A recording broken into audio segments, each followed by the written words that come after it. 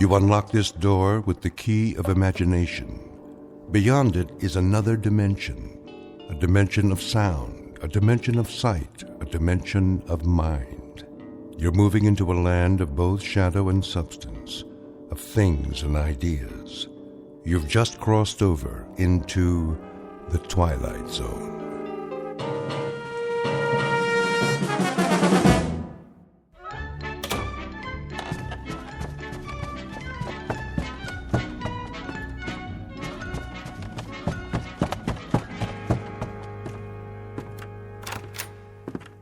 Morning, Mr. Poole. Morning, Mrs. Sullivan. Off to work? You know it. Oh, Mrs. Sullivan. Yes? I meant to drop off the rent last night. Oh, no hurry. It isn't due yet. I know, but I don't like debts. I'll make sure you get it this evening. That will be just fine. Well, have a good day at the bank. The same as every other day. Oh, excuse me. Were you going out?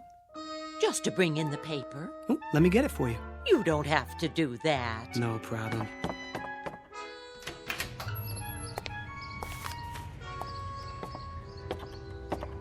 Here you are. Why, thank you, Mr. Poole. You're the perfect tenant. Absolutely perfect.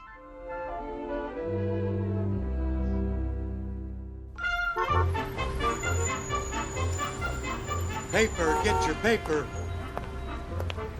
You have the morning sports final? Sure thing. 25 cents, $0.25. Here. Thanks, pal. Paper, get your paper. Who wants a paper, morning final? One here, Marty. Sure thing, Mr. Poole. Always got a copy for you. Let me see if I have the right change. Yep. Here you go. Hey, look at that. Something wrong? Your quarter. It landed on the edge. Didn't even fall over. Well, what do you know? That'll never happen again in a million years. This must be your lucky day. Oh, I hope you're right, Marty. A little luck never hurt anyone.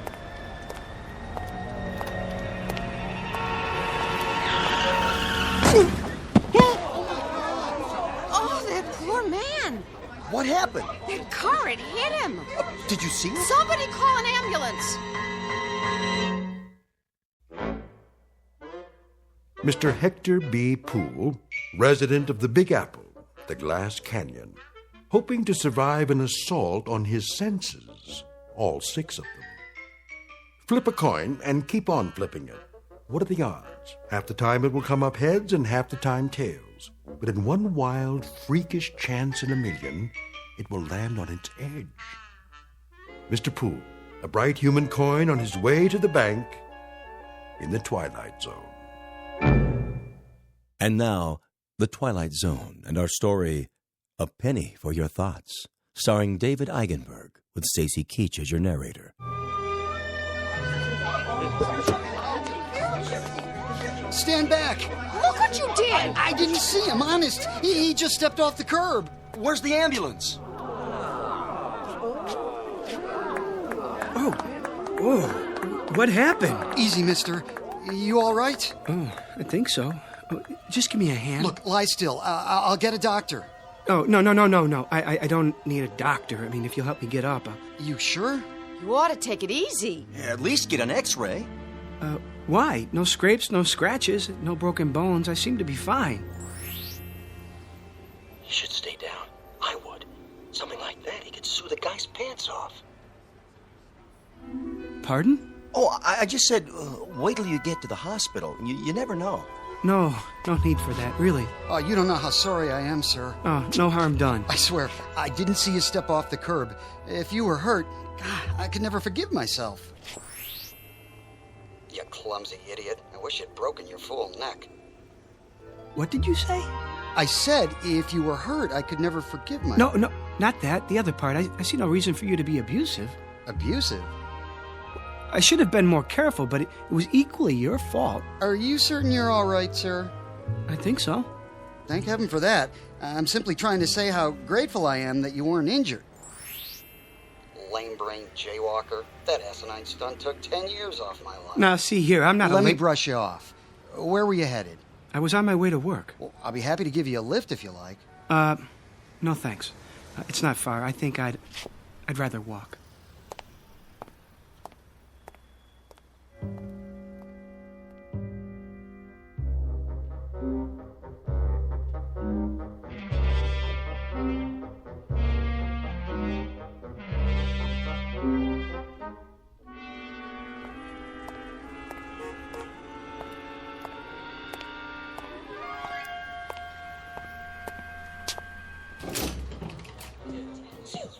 Why do I always pick the line with the slow telling? I've got to borrow against the life insurance as long as they don't call my husband. Wow, I hope they don't check my credit history. Did I turn the iron on?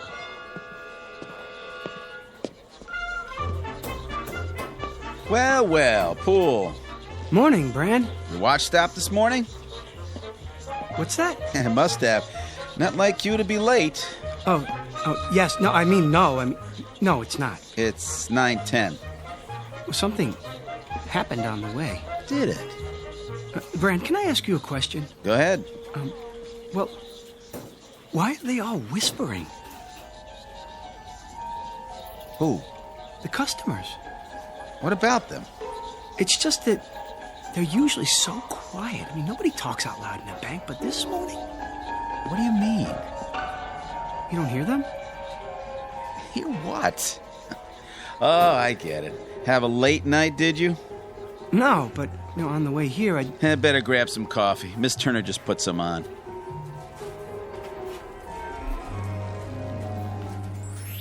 Boy, look at him. Like he doesn't know which end is up. Oh, if Bagby sees him this way, he's finished. Good riddance. Oh, where is he? Huh? Mr. Bagby. In his office. Where else would he be? Oh, thank you, Brand. Well, I better get started. Yes, you do that. Oh, I knew he'd crack sooner or later. Mr. Perfect.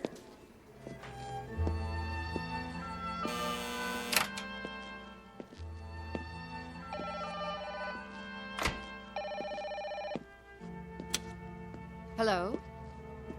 No, the vice president is on another line. May I take a message? Very well. Eileen. Morning, Hector. How long has he been here? A half hour. I wouldn't bother him, though. He's got an important call. All right, I'll wait till he's finished.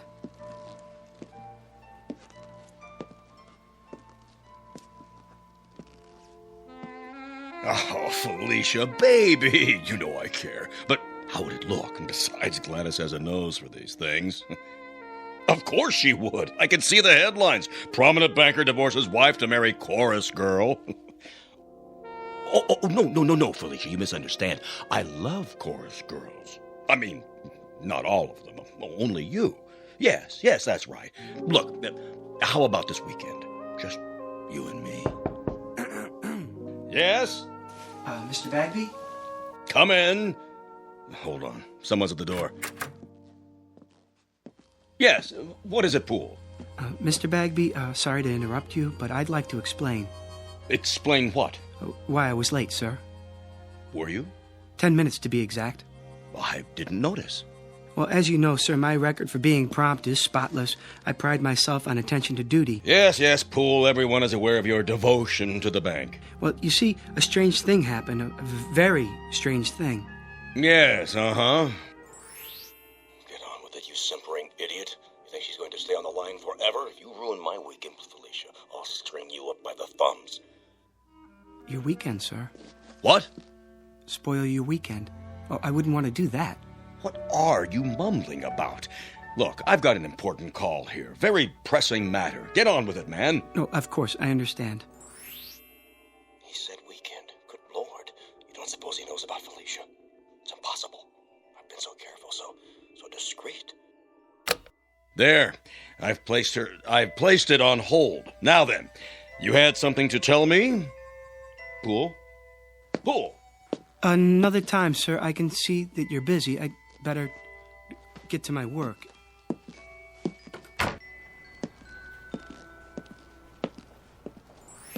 Poor Mr. Poole. He looks so tired and pale. I'm all right. Oh, Good morning, Mr. Poole. Good morning, Miss Turner. Did you say something? I didn't know I looked that bad. Oh, you don't. You look very well today. As do you. Oh, why, thank you. Would you like some coffee? Not just yet, but thanks for asking.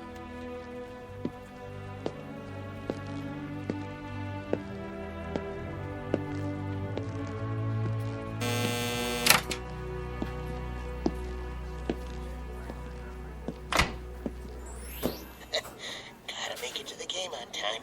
Here's the won't steal a bag of popcorn with that southpaw pitching. Who is pitching today? You say something? No, nothing at all. Good day to you, sir. Everything in apple pie order, I trust? Yes, thank you. Thank you very much. I'll bet you're the one who sent me that overdraft notice. No, sir. No what? I don't have anything to do with overdrafts. I work over there in the loan department. You do? Just see one of the tellers. I'm sure that they can straighten it out for you. Sure. Sure. I'll do that.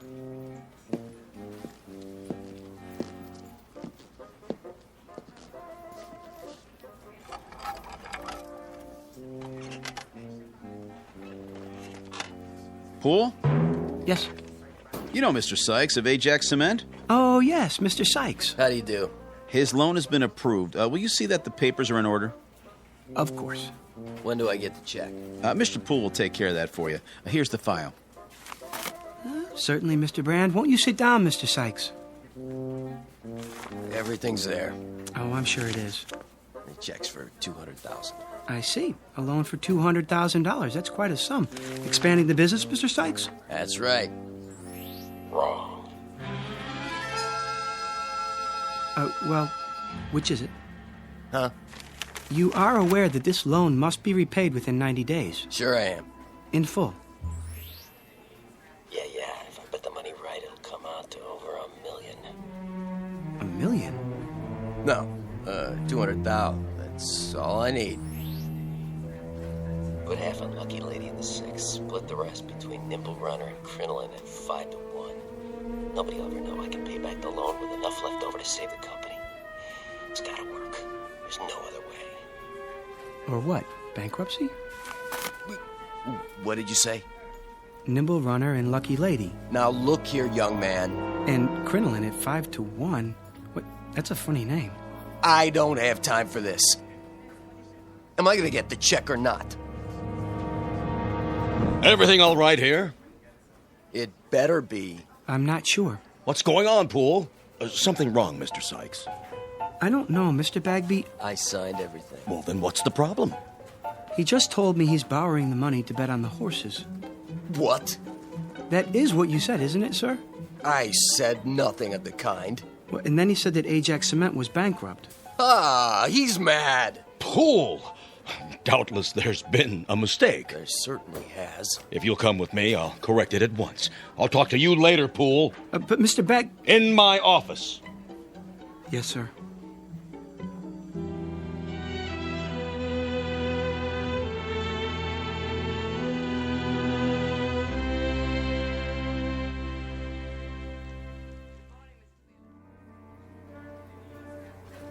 What are you trying to do? My job. He said. I heard the whole thing. I'm the one who took his application. What's going on, Poole? Will you tell me that? What? If I could tell you, I would. But I honestly don't know.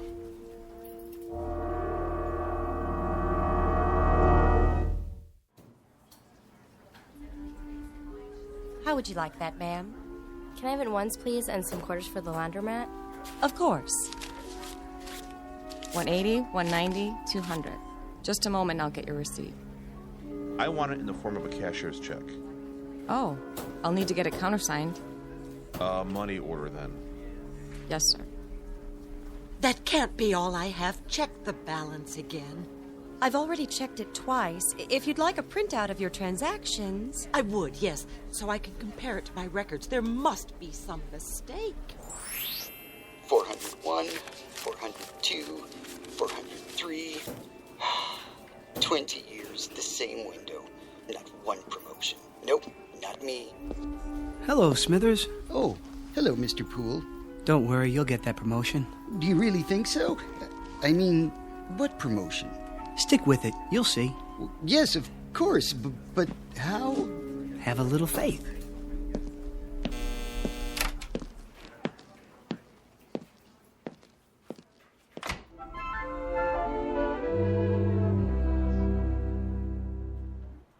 It's finally happening. It is? Yep, old nose of the grindstone seems to have flipped out. Who are you talking about? Poole, who else? He's been acting goofy all morning. Well, why shouldn't he? He's entitled to once in a while. He does all the work around here. Guys like that are all alike, gutless wonders. Put the pressure on and they go to pieces. Know what I mean? I'm not sure that I do. You phony. Don't you know a real gentleman when you see one? Got any of that coffee left? Oh, hi, Poole. Certainly. Here you are. Smells good. It's fresh. Nice and hot, too. You do all of the work and get none of the credit. You should speak up more and assert yourself. But I guess that's not in your nature. Miss Turner? Yes? There's something I've been meaning to say to you. There is? And I hope you won't be offended. Oh, I'm sure I won't. But, well... Yes, Mr. Poole? I want to thank you. Thank me? For your kind thoughts. I don't think I quite understand, Mr. Poole. Romancing the help, eh, Poole? Brand, please. Well, who can blame you? Miss Turner's the prettiest girl in the new accounts department. Just saying absolutely nothing. I haven't seen such an aggregation of beasts since the last time I went to the circus. Oh, I'm sure that's not true. Yeah, a lot of action around the old coffee station lately. That's no surprise. Not much chance for socializing on the job, is there? Brand, if I could get a word in... Yeah, go ahead. You were saying, Mr. Poole? She's probably a tiger. Let the sweet prim ones out of their cages and they revert to the jungle. That's enough, Brand. Hey, watch it! Oh, sorry. You spilled coffee all over my shirt. I'll get a napkin. It was an accident. No, it wasn't. You did that deliberately. He said it was an accident. I'll see you later about this, Poole. Good for you. I really didn't intend to do that. I'm sure you didn't. He was only joking. Maybe he was and maybe he wasn't, but he sure had it coming. Well, I suppose I should get back to my desk. Yes, I suppose so. Or else it will be time for lunch. Will it? I mean, oh, it will. And then we'll all be having our lunches, won't we? I guess you're right. I mean, those who brought them. And those who didn't will go out somewhere. For lunch, I mean. Alone or together. Yes, they certainly will. Well, back to the old grindstone. It's been nice talking with you. Nice talking with you, too. Bye now. Bye. Oh, Miss Turner. Mr. Poole? One more thing. I hope... Yes? I hope you have a nice day. I feel the same way. Exactly. Such a gentleman.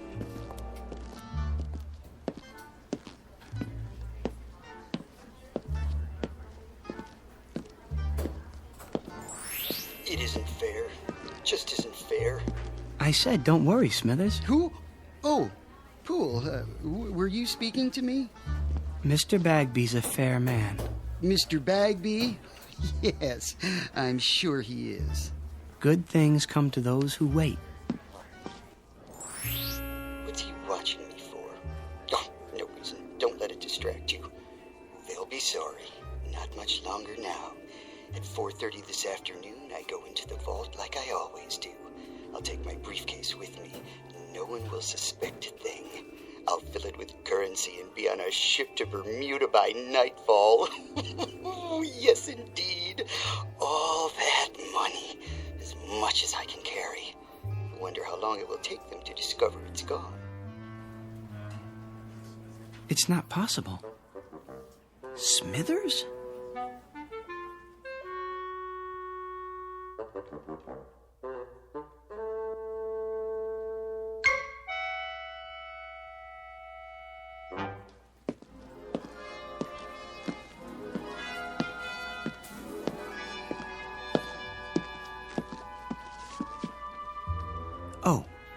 Miller.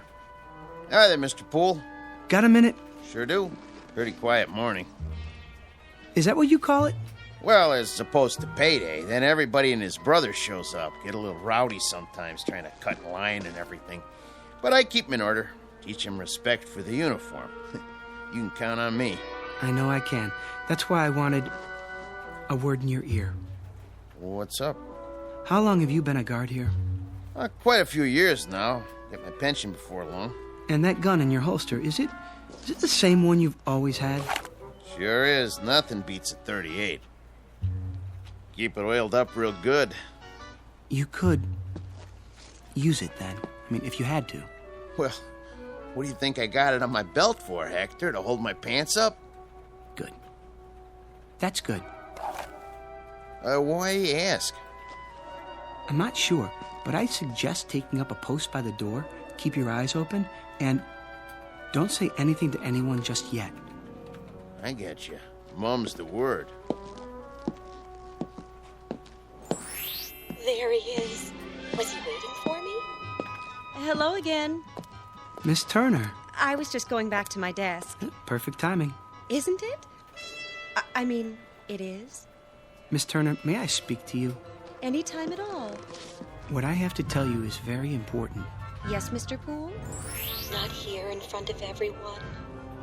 Dreadfully important. Come with me. Where are we going? Somewhere private. I like the sound of that. Mr. Jones's office is empty since he transferred. Next to Mr. Bagby's, no one ever goes in there. Perfect. That seems like a good idea. If you're sure you don't mind. As long as you can spare the time. This won't take long. Take all the time you want.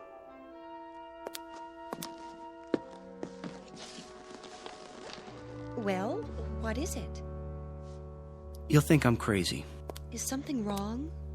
Terribly, and I don't know who else to talk to. I'm here. Miss Turner, I keep hearing voices. People talking, their lips don't move. But I can hear their voices clearly. I've got this ringing in my head. Oh, no. Well, it's not what you think, Miss Turner. I mean, I can read people's minds. I don't know if I can help you with a thing like that. I'll prove it to you. Think something, anything at all. Well, I have to hand it to him. This is an original approach. Why did it take him so long to gather up his courage? Because it only happened this morning? What did? At least that was the first time I noticed it. He didn't notice me until this morning? No, not you. The voices. Mr. Poole... They won't stop. Perhaps you should lie down for a few minutes. Maybe later. I'm trying to tell you something. I know you are. No, this is serious. Do you think I enjoy hearing people's thoughts? I'm sure I have no idea. Well, try to imagine. It's like seeing people with their clothes off. Which people would that be? Well, Miss Turner, I have reason to believe that someone may try to rob the bank this afternoon. Mr. Brand was right. He's coming unglued. No, I am not unglued. It's true. I mean, at least I think it is. You heard them say that? Well, in a manner of speaking. Well, then, in that case, you should do something about it. But what if I'm wrong? You have a responsibility to the bank, to the stockholders and depositors. I suppose I do. We could talk about it over lunch. I mean, one could, two people, whoever they might be, if they wanted to, that is. Otherwise, just one, alone, talking about it to himself. Of course, that might be a bit lonely, for some people at least, unless... There's no time to waste. No, definitely not. I have to get out of here. Why? I mean, what's your hurry? Have we finished our conversation? I thought... I've got to tell Mr. Bagby.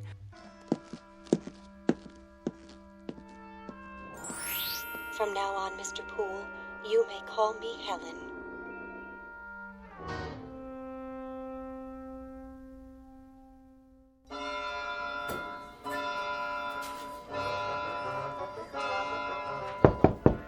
Come in. Mr. Bagby. Oh, there you are, Poole. I want to talk to you. Sir, I'm worried about you, Poole. About me? But sir... I've always considered you one of my best men. So why, Poole? Why what? Just tell me straight out. We lost the Ajax cement account this morning because of that nonsense a while ago. Something wrong at home? The wife, perhaps? I'm not married. Oh, well, something's bothering you. Yes. Have a seat. I'd prefer to stand. Then out with it. Well, I don't know how to put this, Mr. Bagby. Speak up, Poole. I'm with you. You won't believe me. Of course I'll believe you. You're as honest as the day is long. Well, you've been like a son to me. Well, a son-in-law, at least. If you were, which you're not, legally speaking. But nonetheless... Mr. Bagby, Mr. Smithers is... Smithers? Well, what about him? He's planning to rob the bank. Say what? See, I told you. Would you mind repeating that? Smithers. Old Mr. Smithers? Old Mr. Smithers. He's sitting on his stool right now, planning it out. At precisely 4:30, he's going into the vault. He does that every day. Exactly. But this time he'll have his briefcase with him, and he'll fill it up with banknotes, as much as he can carry. And by tonight, he'll be on a boat to the Caribbean. How do you know? I heard him talking about it. But he's one of our oldest and most trusted employees. Well, he was here when I took over the bank. I absolutely refuse to believe. I swear it, sir. He has it all worked out.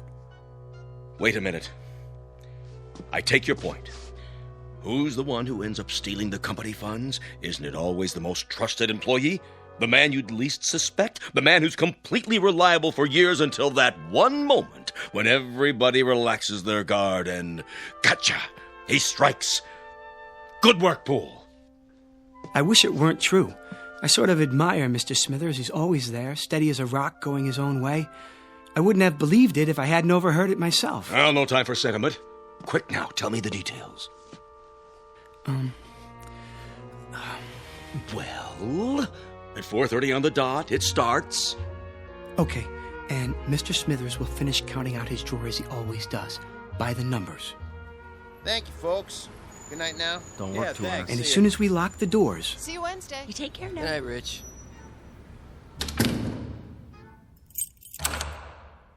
He'll close up his cage, count down the drawer. 73, 74, 75, plus the bills. He'll stand up and go to the vault with the deposit, as he always does. The last teller, with his briefcase. He'll be back there alone to lock up the vault. Only this time, things will be different. When he comes out, his briefcase will be heavy. Very heavy. Miller, may I see you a moment? Yes, sir. Rich, let me out, please. Okay, be right there. I'm waiting. Gotcha! What? I'll take that briefcase. Here. What? Shall I cuff him? Not till we see the evidence. Looks pretty heavy to me. Dump it on the desk. I'm your witness. Sure thing. What do you think you're doing? What does it look like? Your mistake, Mr. Smithers, was in assuming that we were all asleep. A great mistake. But nothing gets by this institution. As a matter of fact, I've had my eye on you for a long time. You sure this is his briefcase? Of course it is. Duly noted. He admits it. 1/2 sandwich. Clip-on necktie. Change of socks. Comb. 1 book. How to Profit from Armageddon. And, 7 ballpoint pens. Where's the money? Has everyone gone insane? What money? Poole! Where's that idiot Poole? Here, sir. So he was going to steal the money. He was going to take a trip to Bermuda. That was his story, huh? Mr. Bagby, I heard him. And who was he talking to, Mr. Poole? Well, he wasn't talking to anyone, not exactly. Oh? What was he doing? Sending smoke signals? He was... thinking. He was what? He was thinking. Well, that explains everything. Mr. Smithers, please forgive us all for this unfortunate intrusion. Well, I guess we all make mistakes. I should have known that what I was told was impossible on the face of it. Poole, do you know what I'm thinking? I'm fired. Kindly clear out your desk at once. Mr. Smithers, I don't know what to say. I'm very sorry. Return Mr. Smithers' possessions and let him pass. Right away.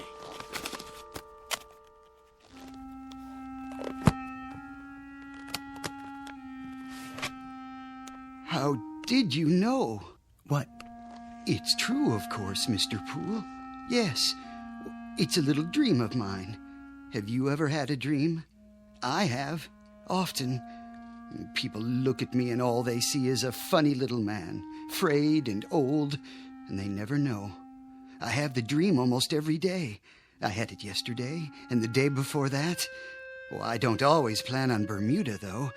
Sometimes it's London, Paris, Fiji, beautiful, exotic places, thousands of miles from here. Places where there are no ledgers to keep, where I'm not a little man with no future and no past. I think of filling my briefcase with the bank's money, but I never go through with it. Do you know why? I've lived with it too long. I'm old and set in my ways. And besides, Mr. Poole, I'm a coward. Smithers, please. Will you open the door now, please, Rich? Sure. Take care of yourself.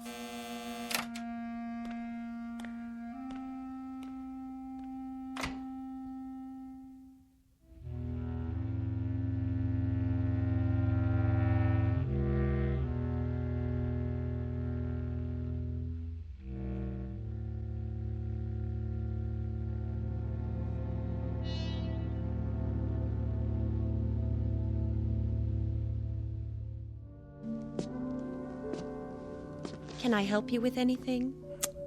I've got it. I guess this is goodbye, Miss Turner. It may be a blessing in disguise. For your career, a man with your abilities. Much more than mind reading. A strange delusion. But with the proper medical care, it'll go away. It's not a delusion, Miss Turner. There, you see, I can read your thoughts. But how? Well, until this morning, everything was normal. I was happy. Well, at least I wasn't unhappy. I had my friends, my job, and now this. I thought it was a gift. Well, it's no gift. It's an embarrassment. It's been nothing but trouble to me. I never imagined people were the way they are. You know, we do things without thinking about them, and we think things without the slightest intention of doing them. I've learned one thing. People are not what we think they are. Poole! Oh, thank heaven I caught you. That was the Ajax Cement Company on the phone. Mr. Sykes has been arrested. I know, for gambling with the company money. I tried to tell you that earlier. $200,000 if that loan had gone through. Mr. Poole, about your job. It's still yours, if you're interested. Why, that windbag. Mr. Poole, if you can really hear me, you're wasted in that job. If you let him take you back on the same terms, you're crazy. Everybody knows you should be in charge of the accounts department. Well, what do you say? Well, everyone knows I should be in charge of the accounts department, Mr. Bagby. In charge? Good. That would mean he'd move into Mr. Jones's old office. That would mean I'd move into Mr. Jones's old office. Now, really, Poole. This is absurd.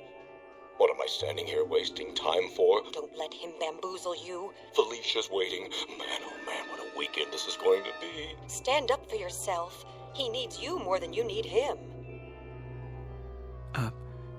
Would you excuse us, Miss Turner? We have some business to discuss.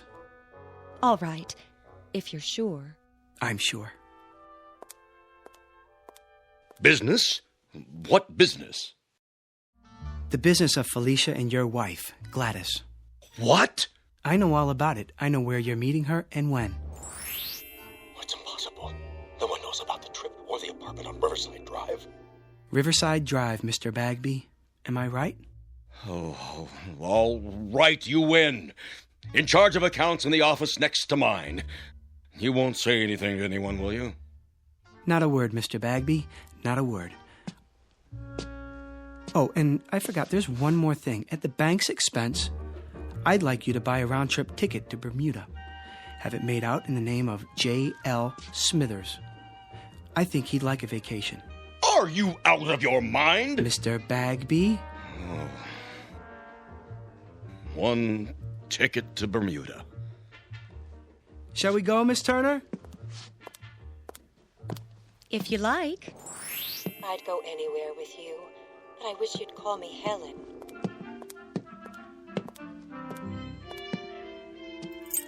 Have a good night, folks. We'll try.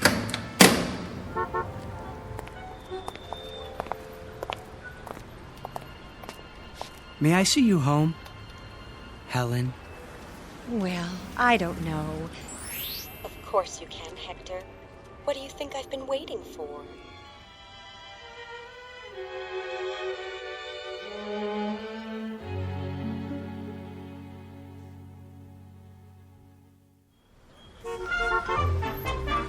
Paper, get your afternoon paper.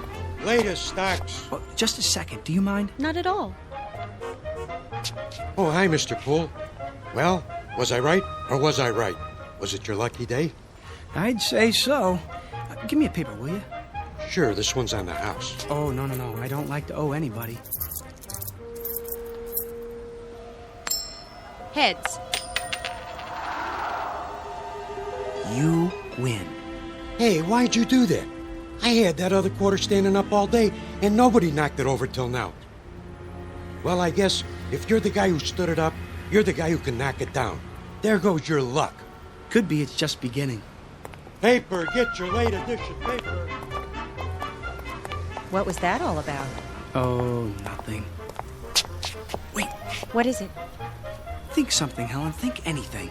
Oh, I am, believe me.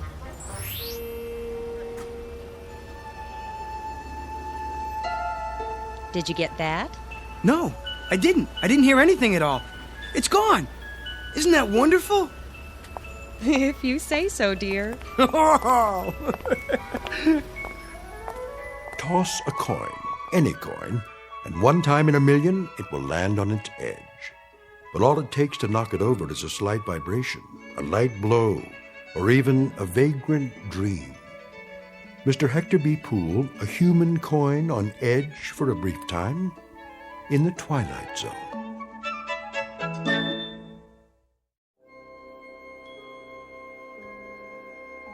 Hi, this is Carl Amari, producer of the Twilight Zone radio dramas. I'd like to take a moment to tell you about our official website at twilightzoneradio.com, where you'll get the latest news and information on these Twilight Zone radio dramas. Plus, at twilightzoneradio.com, you can digitally download 3 free episodes or any of our episodes for only $1.95 each. In this age of ever-changing technology, we've decided to make these episodes instantly available to you by making the Twilight Zone radio dramas a digital download-only series. This means that this series will no longer be offered on CD. The CD collections at our website are now being offered while supplies last at buy one, get one free. So be sure to get your favorites before they're sold out. Be sure to visit us often, and I'll see you in the zone.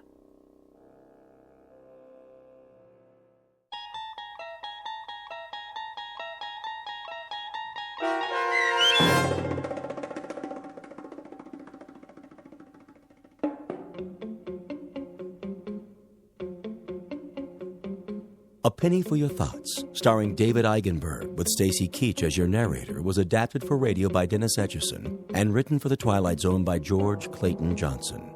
Heard in the cast were Michelle Graff, Doug James, Jamie Barron, Jeff Lupetin, Kurt Nabig, Joby Cerny, Fernette Lebo, Peggy Roeder, Alex Sopner, Carl Amari, Karen Olson, Tracy Hernandez, Christina Verba, and Vince Amari.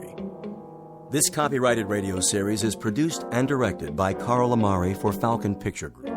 Sound design and custom Foley effects for The Twilight Zone by Cerny American creatives Bob Benson, Craig Lee, Michael Slaybach, and Matt Sorrow. To learn more about the Twilight Zone radio dramas and to contact us, visit our official website at twilightzoneradio.com. Doug James speaking.